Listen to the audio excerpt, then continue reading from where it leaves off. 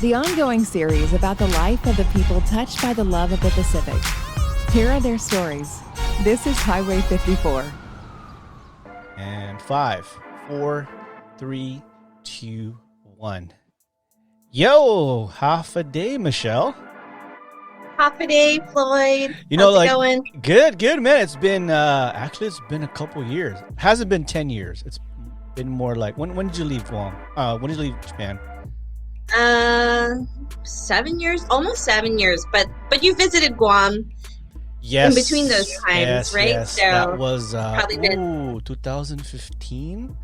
The last time we saw each other. Yeah, sounds about right.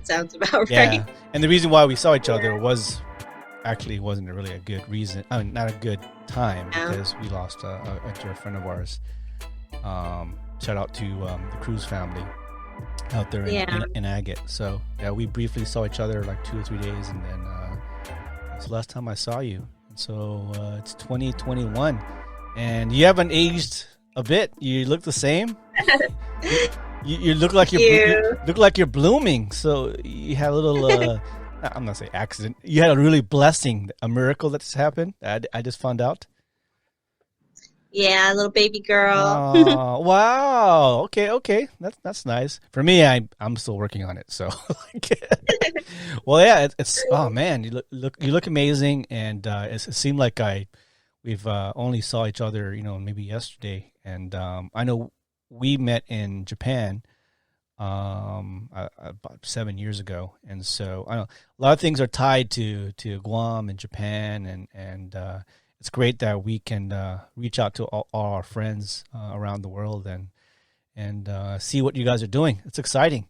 So I only know what you've been doing the past couple of years because of stuff you've been on Instagram mostly, and so pretty interested. Michelle Crisostomo is a business owner of some 3 interesting companies. One is Tiny Greens, Guahan Sustainable Culture, and of course Guam Hydro. So how did you get started in all these companies?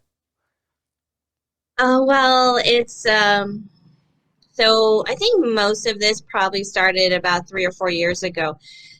For Tiny Greens, for actually all the businesses, they're about 2 years old, and they all kind of started at the same time. And at the time, I was living on Guam. I had a job working at one of the most prestigious private schools here on Guam. But while I was doing that, I was in fundraising and in development, and I was helping my dad on the side. He had a microgreens business. And we were doing a lot of stuff with hydroponics, and he was just teaching me. I was growing my own food at home, and I was teaching my kids how to grow their own food. And it became something maybe about 4 years ago that I got really interested in doing while I had my job at the school. And so my dad, he owned a microgreens farm, and he left off island and asked me to run his farm for him. So he pretty much trained me how to plant micro, and I started taking care of his customers while he was away, and I started to really love what I was doing. Like every summer he would go off island, and I would just run the farm for him, and it just was a very rewarding feeling to be able to start planting and growing my own food, and being able to eat staff and also to feed my kids, something that I know what's in the food, and I know it's healthy, and they enjoy it because they helped grow it. Okay. And so that's kind of how things kicked off. I wanted to do a microgreen business. I wanted to share my passion about growing food, and also teach people about, new innovative ways to grow food if you don't have a lot of land, if you don't have a lot of space, and that's where hydroponics came in.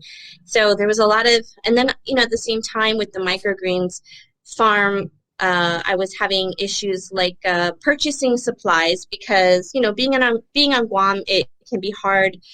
Such a remote location, it's kind of hard to get supplies in, and it can be very expensive, So So all of these things were going on, and I wanted to be able to, first of all, get supplies for the farm at a reasonable cost. And if I was struggling in my farm, then I was thinking other people probably are having the same issue. So I wanted to open a hydroponic systems and supplies store.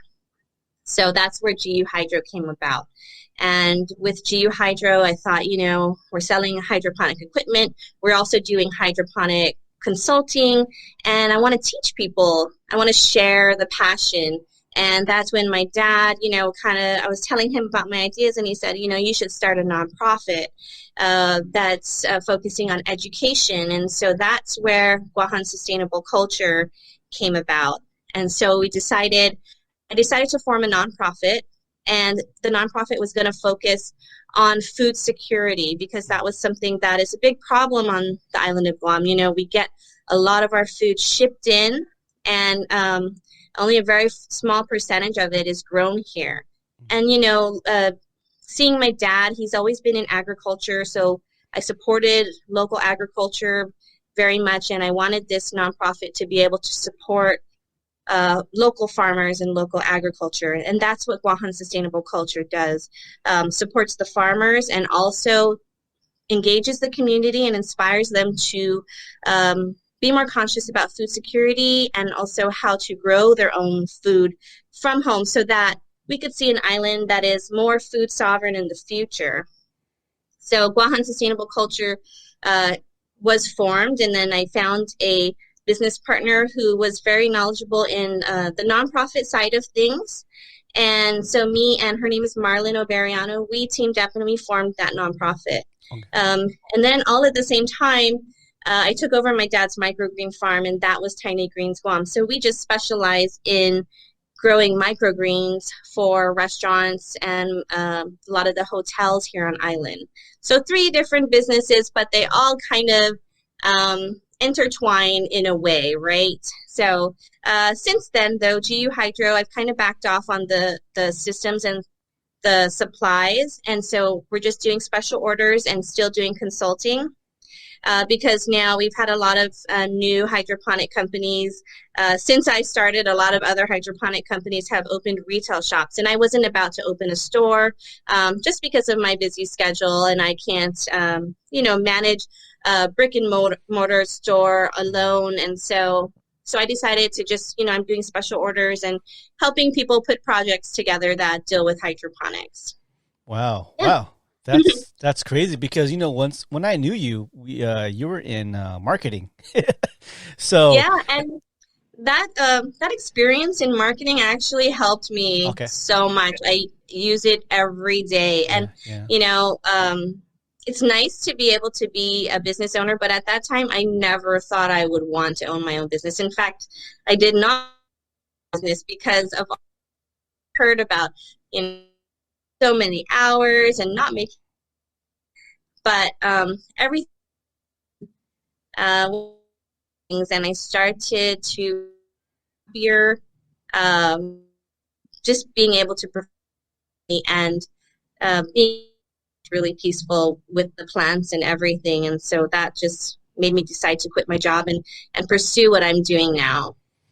Wow, that's amazing. Yeah, it's super interesting. So I knew that your dad, or your family at least, was pretty famous for their hot peppers, right? The peppers. Oh yeah. That's probably the first. My dad, he's kind of like always moving on to different projects since he retired from the University of Guam, and he was teaching aquaculture and setting up all the aquaculture systems for UOG. He was actually the first person to bring the concept of aquaponics to Guam. And after he retired, he started doing a lot of different farming projects, and he was doing the hot pepper, and he was drying it, grinding it up, and putting it into these containers you could like bring with you and put on your foods, like little shakers. So he actually stopped doing that for a while because it's very time consuming, but he did pick it back up. So hopefully it'll work again this time, because it was just in high demand and he couldn't keep up with it.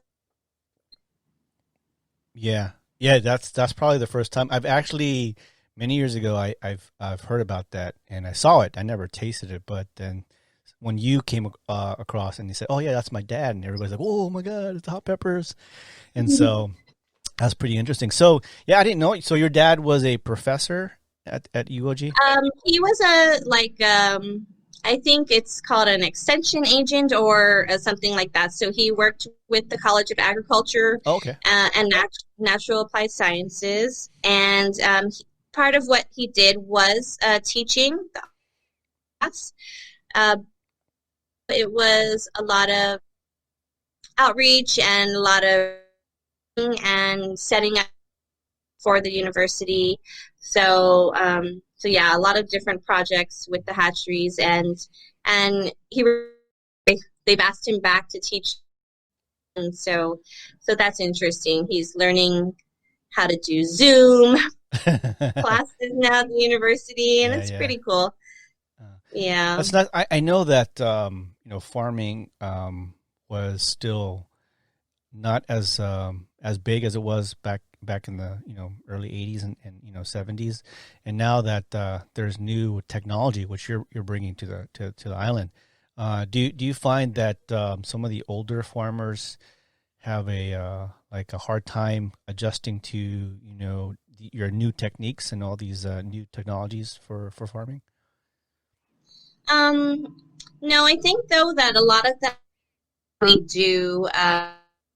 We A lot of the people who attend like our workshops with Guahan sustainable culture, there are a lot of just backyard farmers, so people who just want to grow small, sustenance farmers. They just want to grow for their homes. And no, a lot of them have been really open to the ideas of like learning about hydroponics, and people of all ages have come to the workshops, and because they know kind of like this is the way of the future. And with hydroponics too, you can really save on space. You could conserve a lot of water, and but the older farmers who have been doing their way of farming for many years, they still do that. They still do those types of farming, and we just try to make people aware of just being more conscious about your environmental practices too, and so we try to bring awareness to that. Cool, cool. So, does the island have enough of a farming community where it can sustain and support, a lot of these, businesses like that? I know, like, a lot. My dad was a supplier of food and all kinds of stuff, bringing from the States or wherever countries, and then brought it to Guam. Do you Yeah. think? I'm not sure. Does Guam has a point where they can actually grow most of their food and supply all these stores on Guam? I don't think that there are enough people to be able to do that right now, which is kind of why we started the organization, because we have a big problem with food security here, and there aren't enough farmers, and there should be more support for the local. So one of the things we do is we try to make people aware of local, like, just become more familiar with local produce. Maybe you're not from Guam. A lot of people in the military, they're not familiar with the local vegetables here. They don't might not know how to cook them, and so we try to engage with them. We do all these.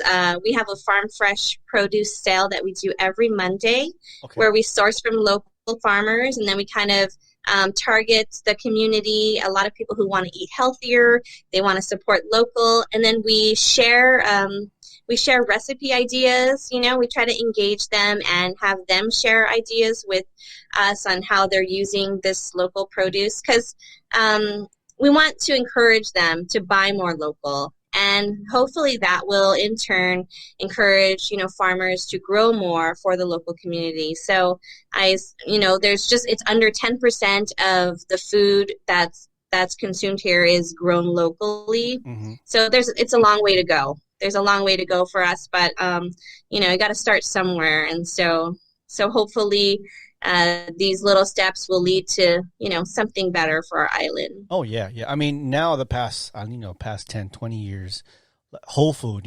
What's whole food? a lot of stores. Japan, for a long, they have a lot of just supermarkets of just whole food. But in Guam, I would think it'd be a lot easier because we have so much land. It's pretty much wet all the time, and for far as I know, the ground is pretty fertile on certain parts of Guam, and so Yeah. you would think that would at least some crops of food would be available on a mass, where people can buy it from the Yeah. supermarket and all that. But for those who are into whole foods, they can come to you guys or to these small markets and get these foods that are no GMO, no chemicals that are harmful and all that. And so I think it's the wave of the future. I know with a smaller island, it's difficult, but I find that you can live and learn, and kind of grow with the technology and with the people's needs. And it's I've never heard that there's any kind of technology like that in Guam, and so it's kind of cool that I saw you doing that, at least trying to. Have you had any challenges since you started these three companies? Yeah, of course, with the nonprofit, it's just starting up brand new. Funding has been a challenge. So, what we do with Guahan Sustainable Culture, people who are involved with making things happen, we don't really get paid for what we do. So we have all of our side hustles because of that. And what we do with the nonprofit is something we're just passionate. We have volunteers, so not being able to hire a big staff requires us to get a lot of people volunteer. And we've been lucky to get some that are so committed that they come out without getting paid and help us, put together these bags of local produce. A lot of every Monday, aside from just selling local produce, we also donate a lot of bags of produce. We've donated thousands of pounds since COVID started, thousands of pounds of local produce to Wow. other organizations here on Guam that help families in need or help the homeless, or we've donated straight to the homeless. So we continue to do that every week as well, just part of our giving back. And, we've learned, even though we don't get paid very much for what we do right now, it's a very satisfying feeling knowing that you're giving back to the community. And in turn, we're supported by the community. So we get a lot of businesses that donate, they'll give us monetary donations, they'll give us support, they'll give us some of their staff to come volunteer on a weekend, they'll donate bags for us. There's just been so much support from the community, from the business community as well.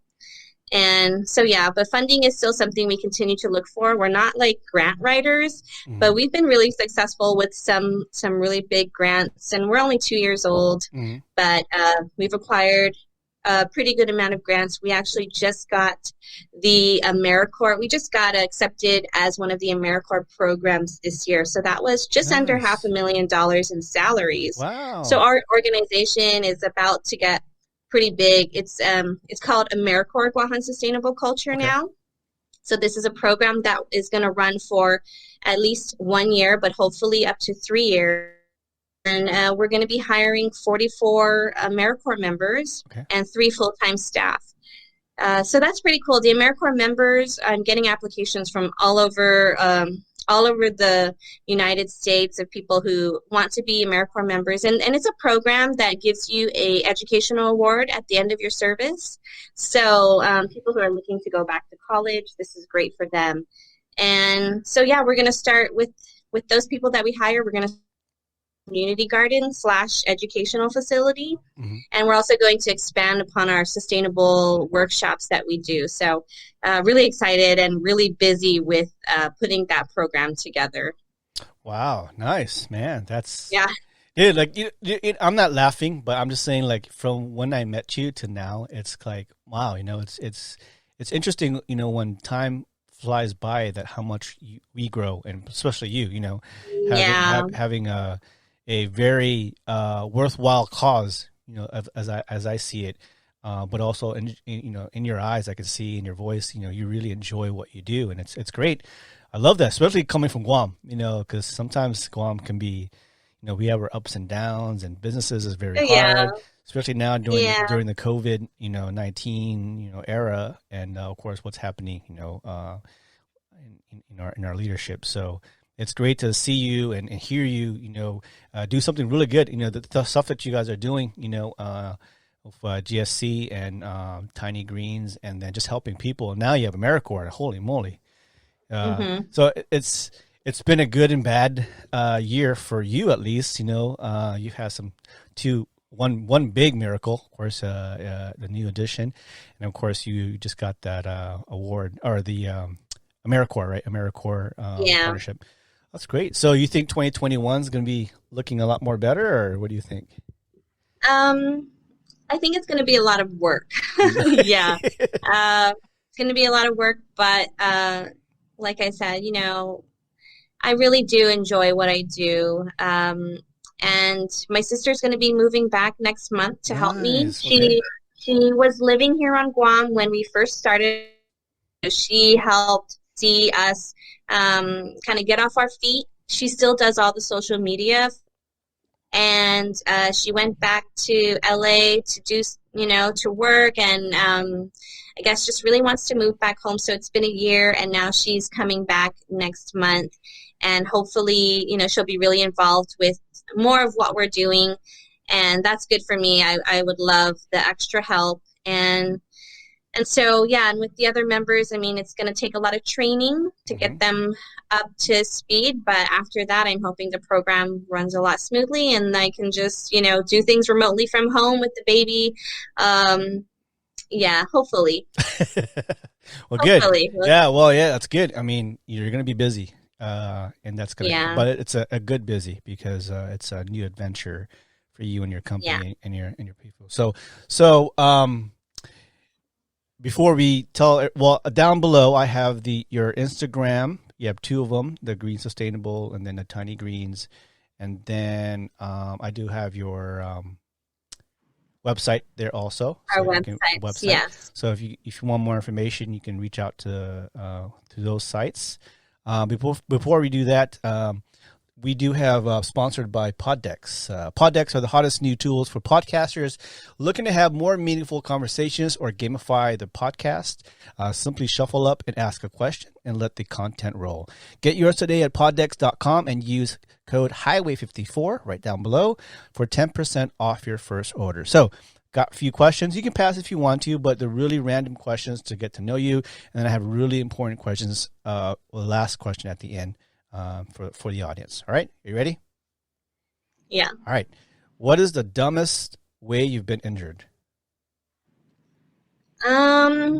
Not dumbest, Let just me the funniest, think. maybe.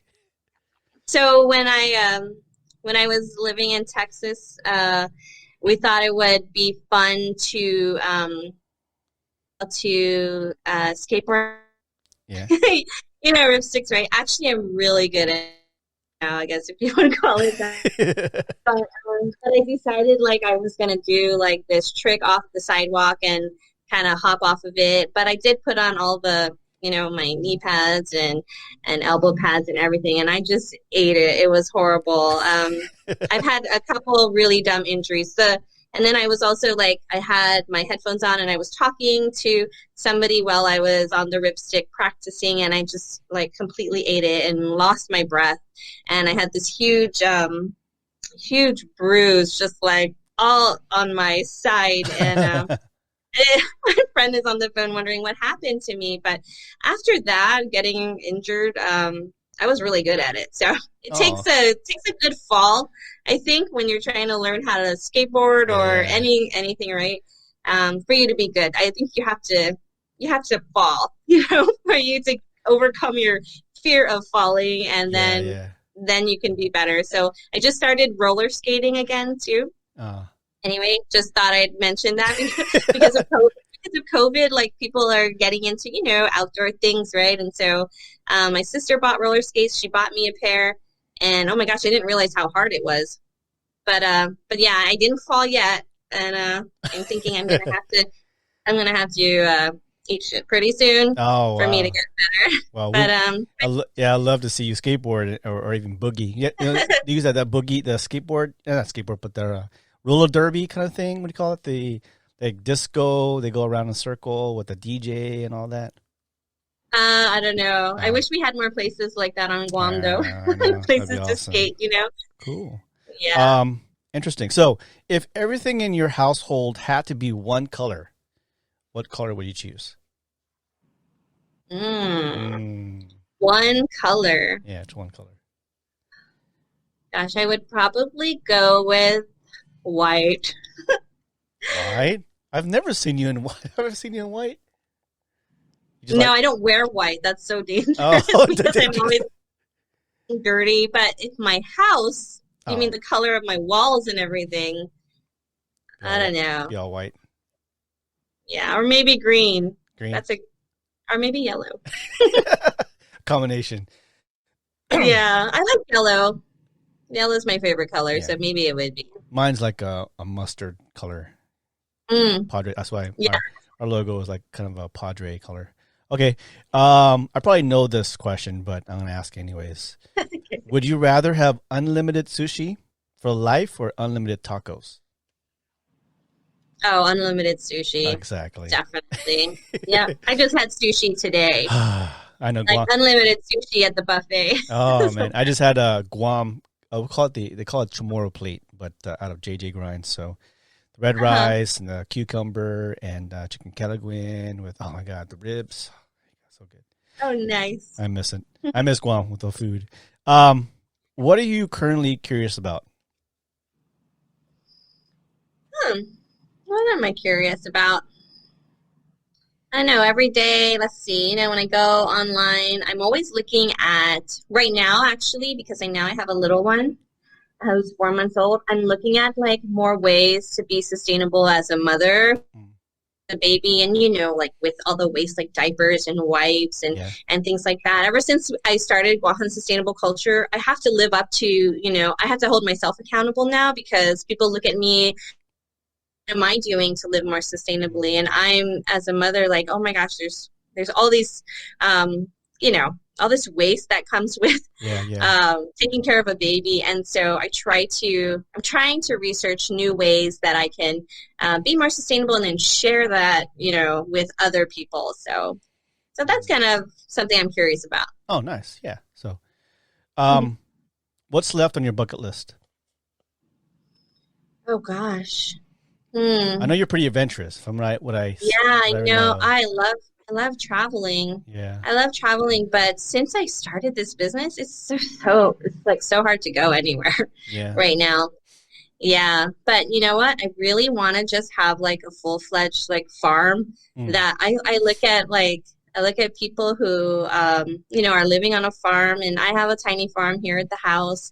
But I mean, I want the goats, I want the cows, and all of nice. that stuff. And right now I have my chickens Mm, growing. I'm like raising eggs in the back, and um, but yeah, I would love to just have like a big plot of land and just have just be able to live off of all the food that I grow. yeah, Yeah, nice. that and of course I want to travel more, but I don't know. I don't know yet where I want to go. Nowhere's safe right now. So actually, Guam is pretty safe, and I like it here right Yeah, it now. is very. It's Yeah. very secluded, but I mean, to us, Guam is home, but you can do a lot of things there. A lot of really one with Oh yeah. nature. The ocean's down the road. You got rivers. You got lakes. Not lakes, but you can grow food, and so a lot of things you can do adventurous outside in a small island. Plus, it's not so busy like here back in the States where you don't know what's happening. But anyways,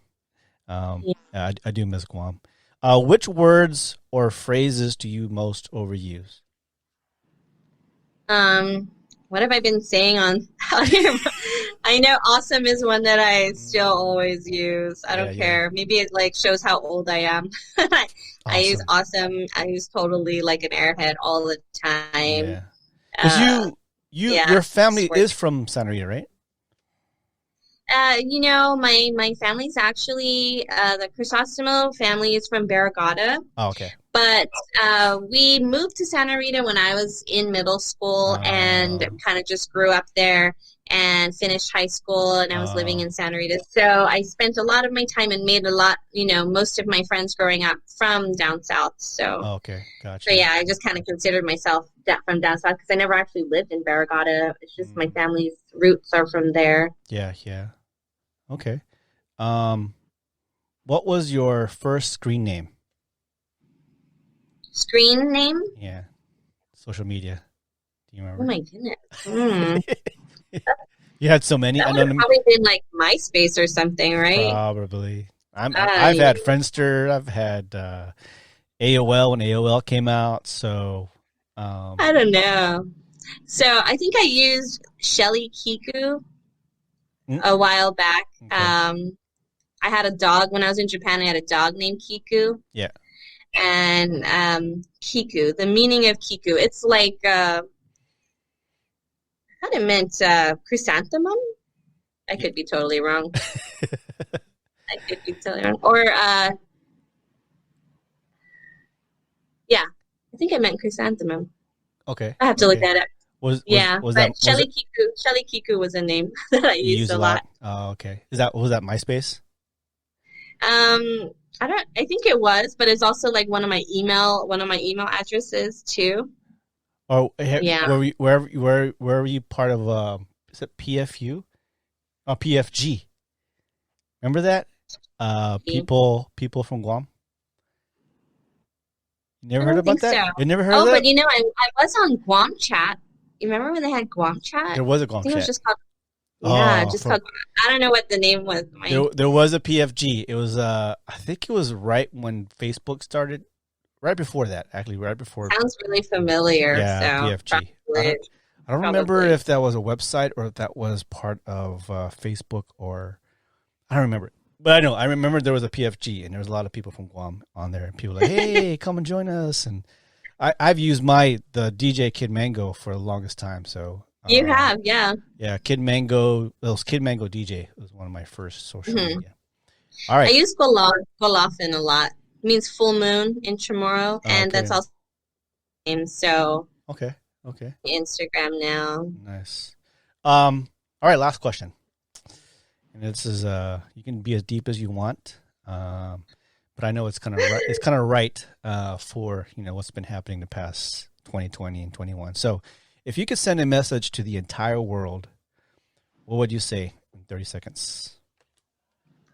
Um, I guess I would say like maybe, you know, make a difference. It's any little thing that you can do to help people, help your community, you can do. And so this kind of falls in line with like we're doing a project with Martin Luther King Jr. on Monday, and it's a service day for us, and we try to encourage everyone, whatever you can do to help your community, just do it, and give back, and then I think the universe in turn will give back to you. Yeah, yeah. Interesting.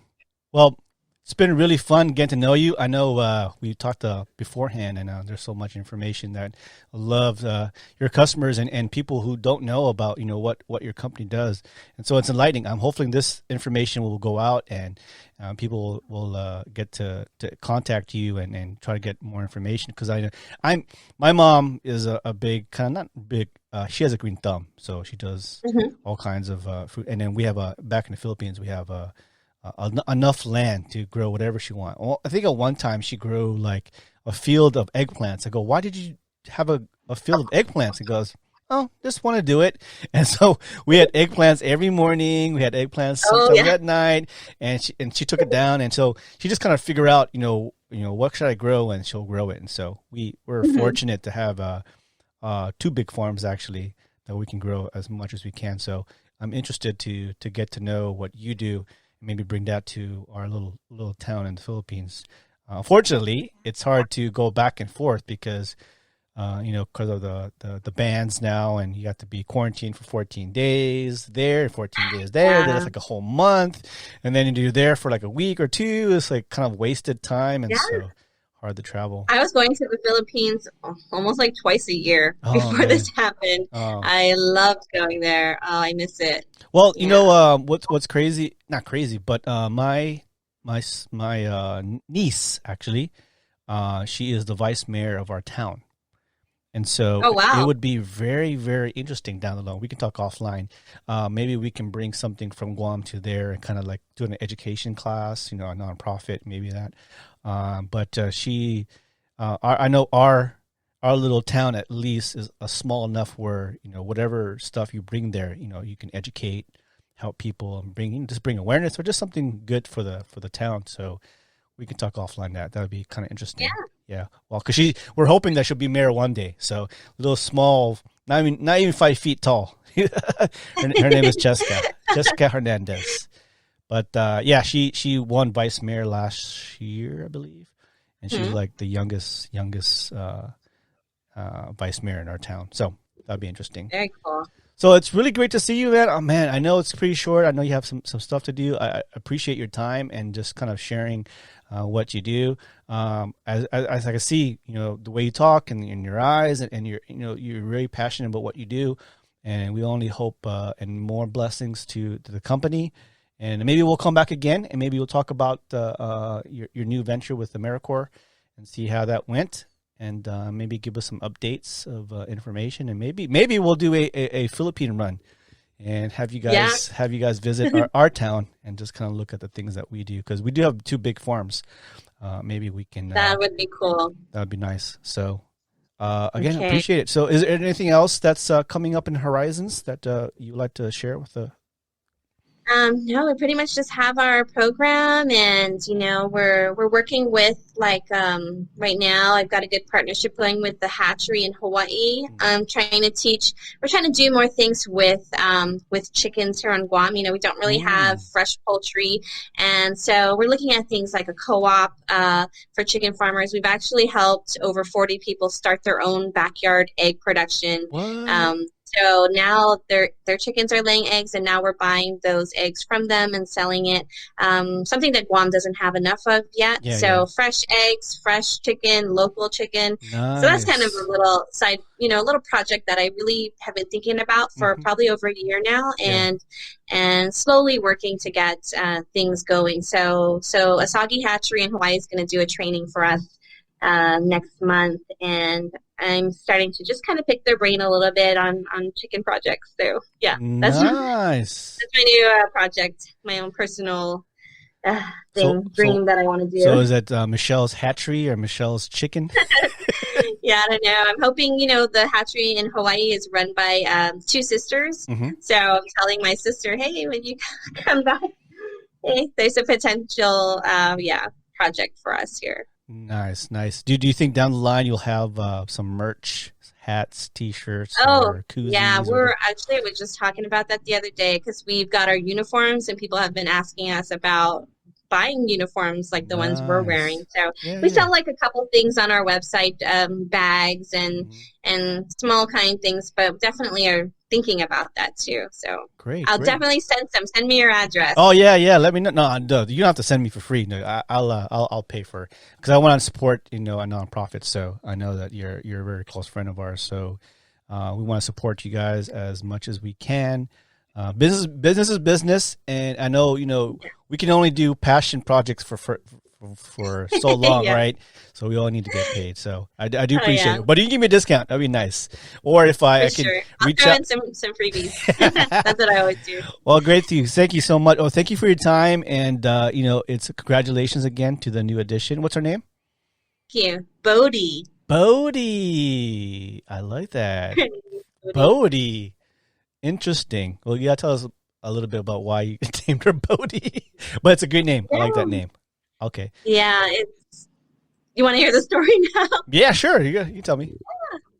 So yeah, it's a Sanskrit name that kind of means enlightenment. And when Buddha was, right before he reached enlightenment, he was at the tree of what they call Bodhi. The tree is called Bodhi, and that is the time, and that is the place that he reached complete full enlightenment, and that's kind of what Bodhi also means. And so I kind of wanted to bring that into our lives here and now, and it's something that I like to research and learn a lot more about Buddhism and be a little bit more enlightened as well. So nice, Bodhi. I like that. That's a superstar name, actually. Yeah.